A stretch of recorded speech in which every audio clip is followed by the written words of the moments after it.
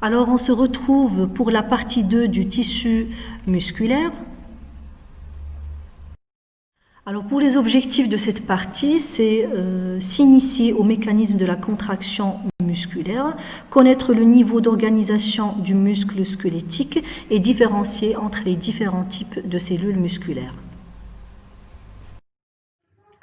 Alors, pour le plan qu'on va suivre, je vous rappelle qu'on est toujours au niveau du tissu musculaire strié squelettique. On va parler de façon brève du mécanisme de la contraction musculaire, de la régénération de ce tissu musculaire, des gaines conjonctives qui l'entourent et de son niveau d'organisation, avant de passer au tissu musculaire cardiaque et au tissu musculaire lisse pour discuter de leurs particularités, notamment par rapport au tissu musculaire strié squelettique. Alors, le mécanisme de la contraction musculaire, donc de façon très résumée, quand l'influx nerveux arrive au niveau de la plaque motrice, et quand on dit plaque motrice, ça veut dire la jonction neuromusculaire entre la fibre nerveuse motrice et la membrane cytoplasmique de la cellule effectrice motrice qui est le rhabdomyocyte. Cet influx nerveux va se propager le long de la membrane cytoplasmique de la fibre musculaire striée squelettique et à travers la membrane dans les systèmes T ou les tubules, et à partir de ces tubules au niveau des citernes. Et les citernes, ils ont un rôle très important dans la concentration du calcium. C'est un réservoir de calcium. Une fois l'influx nerveux arrive à leur niveau, ils vont libérer le calcium directement dans le sarcoplasme en direction de chaque sarcomère, et le calcium va aller jouer son rôle dans la stimulation ou l'induction, si vous voulez, de la contraction musculaire. Là, c'est un schéma qui montre la jonction neuromusculaire appelée aussi la plaque motrice. C'est une jonction entre la terminaison nerveuse et la cellule musculaire squelettique. Donc, l'influx nerveux, quand il va arriver à ce niveau-là, il va se propager à travers des modifications chimiques qu'on verra dans le cours du tissu nerveux. Il va se propager au niveau de la membrane cytoplasmique de la cellule musculaire striée squelettique, le long des tubules, de ces invaginations de la membrane cytoplasmique, et ça va stimuler la libération du calcium à partir des citernes directement dans le sarcoplasme au contact des sarcomères pour qu'il y ait de la contraction musculaire. Voilà, donc là ce sont les noyaux qui sont périphériques, et ça c'est l'organisation sarcomérique de la myofibrille. Donc la jonction neuromusculaire de près, donc c'est une synapse. On va voir c'est quoi une synapse, et c'est une synapse chimique. On va voir aussi c'est quoi dans notre cours du tissu nerveux. Vous avez l'élément présynaptique qui est la terminaison nerveuse, donc l'axone avec sa gaine de myéline. Donc là c'est le cytoplasme de la cellule de Schwann, et là son noyau. Donc là, c'est les vésicules synaptiques qui vont contenir un médiateur ou un neurotransmetteur. Ce neurotransmetteur va être libéré après, bien sûr, l'arrivée de l'influx nerveux à la terminaison axonale. Il va y avoir une stimulation de la membrane cytoplasmique, un ensemble de phénomènes électriques et chimiques. Donc ces vésicules synaptiques vont libérer leurs neurotransmetteurs au niveau de la fente synaptique, qui est l'espace situé entre cet élément présynaptique et entre la cellule musculaire striée squelettique appelée élément postsynaptique. Ce neurotransmetteur, une fois fixé sur son récepteur, ça va induire la stimulation ou la transmission de l'influx nerveux au niveau de cette membrane postsynaptique, avec bien sûr la transmission à travers les tubules, et donc la libération du calcium à partir des citernes et la contraction musculaire par la liaison de la myosine à l'actine. Alors regardez, pour le mécanisme de la contraction musculaire toujours. En microscopie photonique, qu'est-ce qu'on note au cours de l'étirement, qu'est-ce qu'on constate au cours de la contraction modérée et au cours de la contraction maximale. Donc notre point de départ, c'était un sarcomère au repos. Regardez, on a cette longueur initiale avec la bande A, les deux demi-bandes I, les stries Z, bien sûr en noir les filaments fins et en rouge les filaments épais et la strie M au centre. Donc quand on a un étirement musculaire, qu'est-ce qui se passe? La bande A, sachez qu'elle reste toujours constante, pas uniquement dans l'étirement, mais quel que soit aussi le niveau de la contraction, la bande A, elle reste de longueur inchangée. Alors au cours de l'étirement, vous avez les bandes I et les bandes H qui s'élargissent, voilà, par rapport toujours à cette situation de repos. Pendant la contraction modérée du muscle, donc la bande A, elle est toujours de même longueur. Voilà, une longueur qui est invariable, alors que les sarcomères vont diminuer de la longueur totale, de leur longueur totale, car les bandes I et les bandes H vont se rétrécir. Pour la contraction maximale, regardez, il y a carrément une disparition des bandes I et des bandes H, avec la bande A qui reste de longueur inchangeable, et ça va être la longueur de tout le sarcomère. Alors maintenant, pour la régénération de la fibre musculaire striée squelettique, il faut savoir que ça se fait grâce à des cellules qu'on appelle les cellules satellites. Ce sont des cellules qui vont être situées entre la membrane cytoplasmique de la cellule musculaire striée squelettique et la lame basale. Voilà.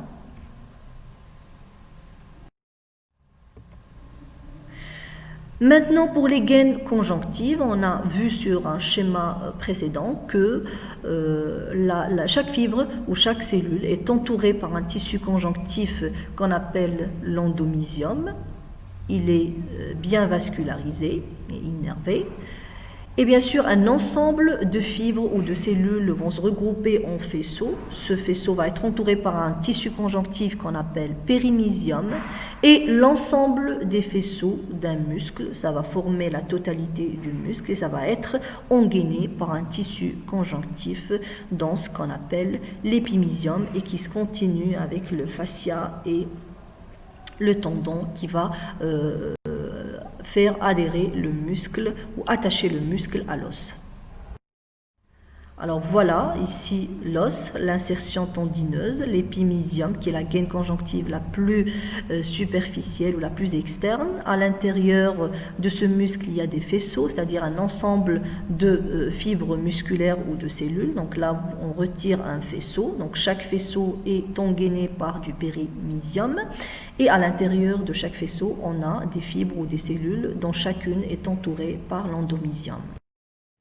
Voilà, c'est la même chose qui se répète avec ce niveau d'organisation du tissu musculaire, du muscle strié squelettique avec ses différentes gaines conjonctives.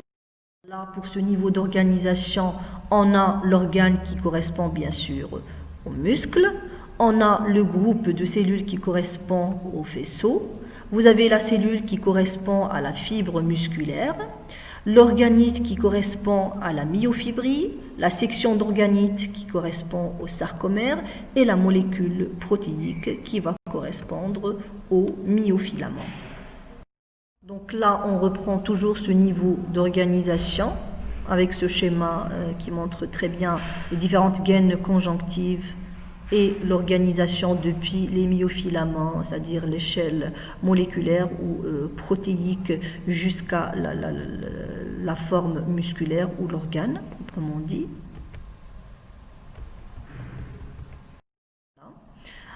Donc, ce tissu musculaire strié squelettique va avoir comme rôle la production du mouvement, le maintien de la posture, la stabilisation des articulations et le dégagement de la chaleur. Alors, arrivons maintenant au tissu musculaire cardiaque. Quelles sont ses particularités par rapport aux muscles striés squelettiques?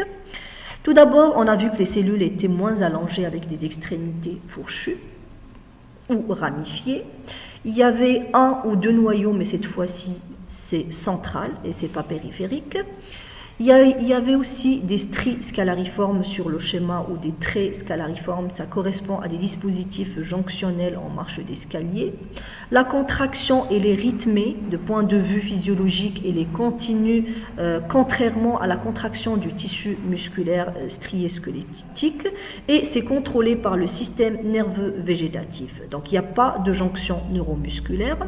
Le système T et le réticulum sarcoplasmique, ça existe au niveau du tissu musculaire cardiaque, mais les citernes, on ne les retrouve pas. On peut parler de dyade, ça veut dire 2 éléments au lieu de 3, et il n'y a pas de cellules satellites. Alors, ce tissu musculaire cardiaque, il est fait par les cellules musculaires cardiaques ou cardiomyocytes. Et ces cardiomyocytes, on vient de voir que c'est des cellules qui sont beaucoup moins allongées que les rhabdos et que ce tissu est caractérisé par ces stries scalariformes. Alors ces stries scalariformes, on les appelle le disque intercalaire et ils sont faits de dispositifs de jonction spécialisés qui sont disposés en marche d'escalier. Ces dispositifs de jonction, ça permet un point d'ancrage des myofibrilles par rapport à la membrane de la cellule et aussi un élément de jonction intercellulaire. Ça va aussi servir à la diffusion rapide de l'excitation d'une cellule à l'autre. Donc ces dispositifs de jonction vont être constitués de zonula adhérence et de desmosome pour tout ce qui est adhérence et jonction intercellulaire et de jonction communicante, nexus ou gap jonction pour servir à la transmission de l'excitabilité entre les cellules. Voilà, schématiquement, c'est des cellules qui ont des extrémités ramifiées ou fourchues, avec des noyaux centraux, on peut avoir 2 noyaux au lieu de 1, avec cet aspect qui est toujours strié, et ces jonctions entre les cellules, en marche d'escalier qu'on appelle les traits scalariformes.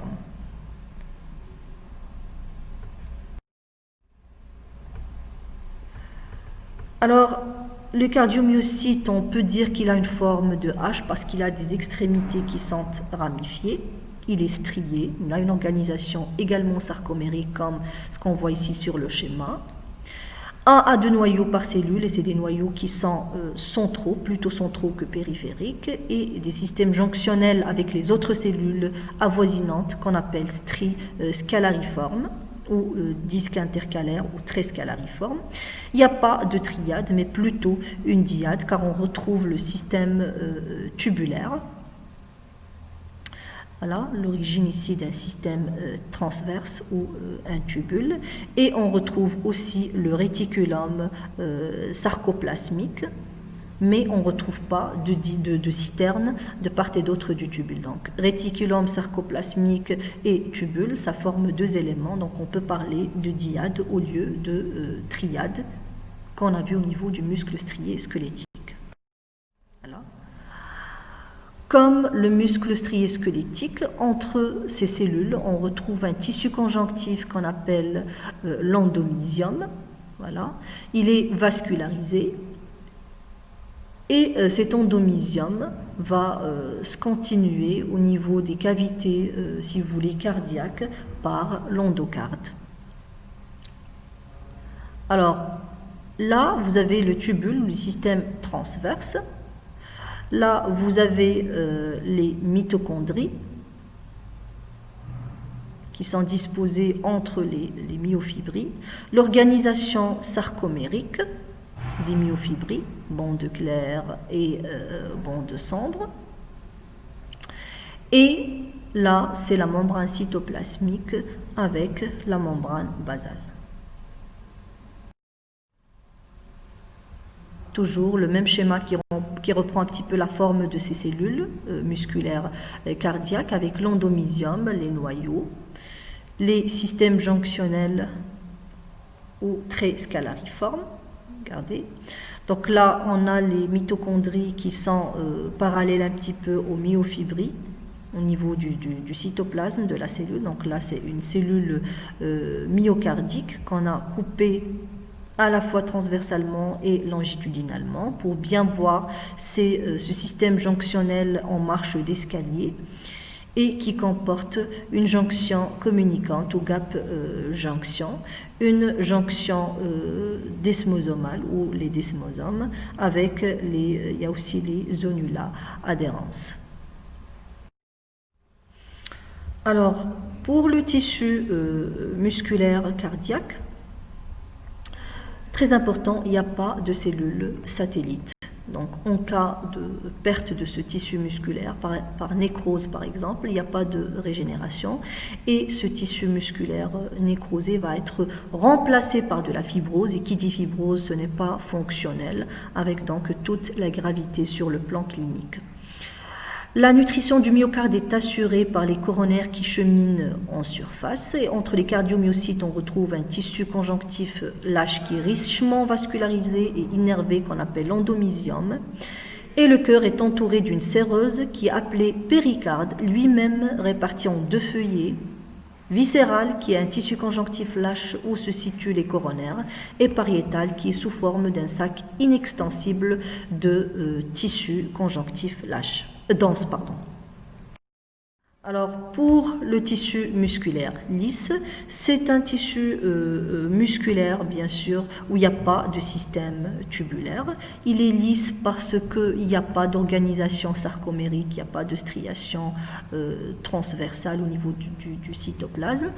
Les mêmes protéines contractiles, on les retrouve au niveau du cytoplasme, bien sûr, d'organisation qui est moins régulière. Pas de troponine, car le mécanisme de contraction est bien différent de la contraction des autres types musculaires.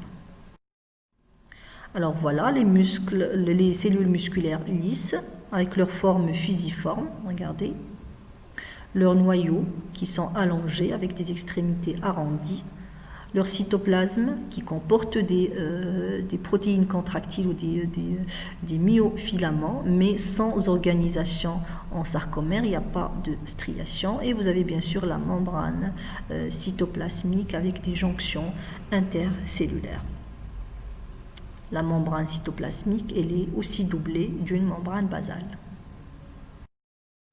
Donc là, sur ce schéma, on voit bien le muscle lisse en coupe longitudinale avec les cellules qui ont un aspect fusiforme avec leur noyau, le tissu interstitiel entre les cellules et surtout qu'il n'y a pas cette striation transversale en rapport avec l'organisation sarcomérique et qu'on retrouve au niveau aussi bien du muscle cardiaque que du muscle strié squelettique. Là, en coupe transversale, les cellules musculaires qui se regroupent en faisceaux avec leur noyau centraux et le tissu interstitiel entre ces faisceaux-là.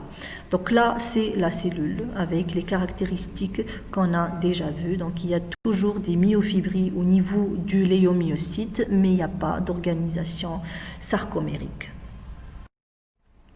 Alors pour les cellules musculaires lisses, ils vont se contracter de façon spontanée, de façon très dépendante du système nerveux végétatif.